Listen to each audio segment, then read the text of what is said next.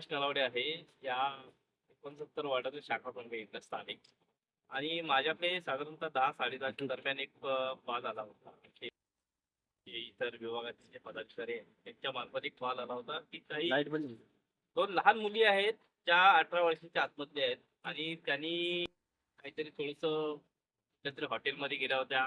त्यांनी काहीतरी मला वाटतं ड्रिंक्स केलं असेल आणि त्या दरम्यान त्यांना थोडासा त्रास झाला आणि तो त्रास एवढा वाढला की त्यांना श्वासोच्छवास घेण्याचाही प्रॉब्लेम व्हायला लागला.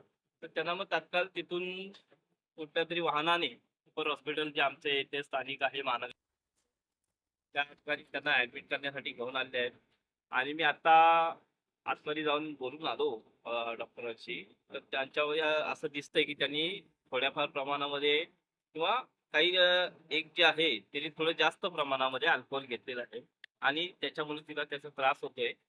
आणि आता आम्ही डॉक्टरांशी बोलू की बाबा जे पण असेल की असं एवढ्या लहान वयातल्या मुलींना कुणी असं ऍडमिशन दिलं की एखाद्या हॉटेलमध्ये ड्रिंक्स करण्यासाठी, तर संबंधित जे पण हॉटेल असेल त्याच्यावर तात्काळ कायदेशीर कारवाई करून.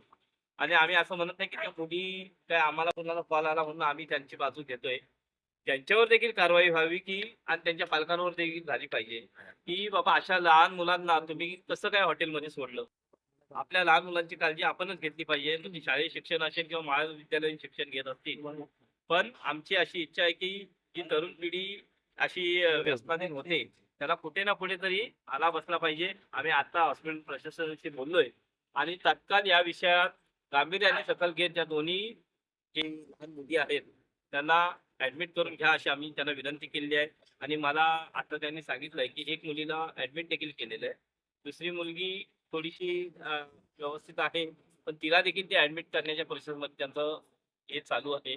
आणि आमचं अशी इच्छा आहे की त्या दोन्ही मुली यापुढे व्यवस्थित होऊन त्यांच्या घरी व्यवस्थित जाव्यात आणि पालकांनी त्यांच्यावर लक्ष ठेवून की त्यांचं पुढचं आयुष्य जे असेल ते त्यांनी चांगलं व्हायला पाहिजे एवढीच आमची अपेक्षा आहे.